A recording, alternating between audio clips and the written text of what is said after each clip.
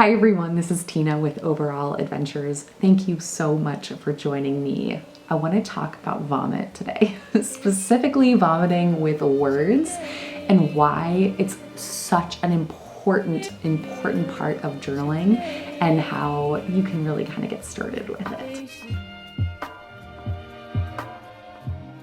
Before I do that, let's talk about vomit, like actual vomit. So stay with me.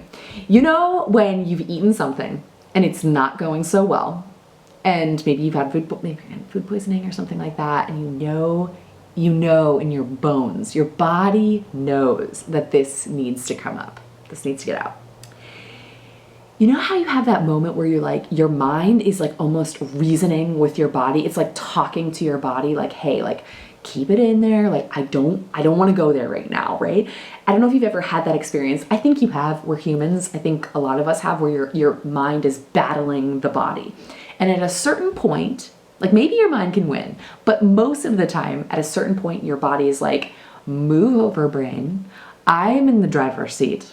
And this is happening whether you like it or not, right? And then we expel our food, and there's no real judgment there. Our mind, once the body takes over, our mind isn't really thinking.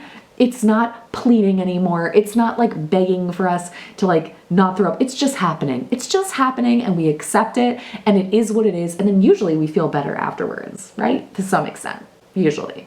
And this applies to writing.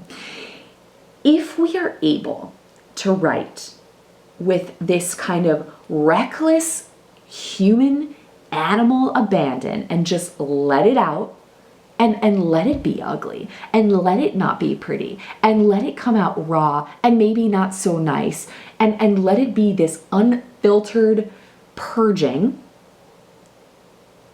without judging ourselves, there are benefits to that, right?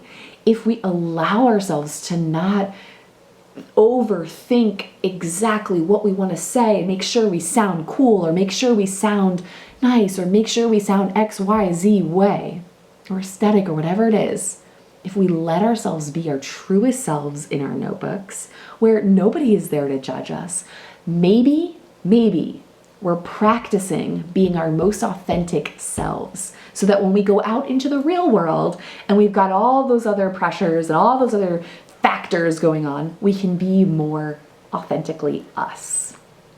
So I encourage you to practice as much as you can word vomiting or stream of conscious writing, or just putting your editor, not just your brain, putting your self-editor, your self-judgment aside and seeing what happens if you just allow yourself, your heart, your spirit to speak its truth in a safe and protected place. What comes forth and what can you learn from that aspect of yourself, and how can you transfer that? Well, that's like, I guess, a little bit later, but ideally, how can you transfer that into your life? So that is one of my biggest, this is one of my biggest loves of journaling. And I really view this as a rehearsal for reality. I practice being authentic in my notebook so that I can be as true to myself and as honest and vulnerable as possible in my actual life with interactions with others. Does it always work? Oh my gosh, no, it does not. I have plenty of habits and plenty of things that I fall back on that I can use my journal to practice that. So my plea to you this week is to try to write without judgment of yourself.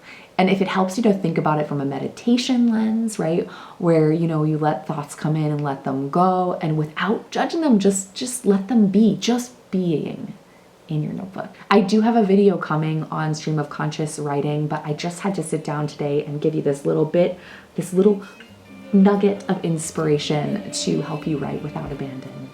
So let's word vomit. Talk to you soon. Peace.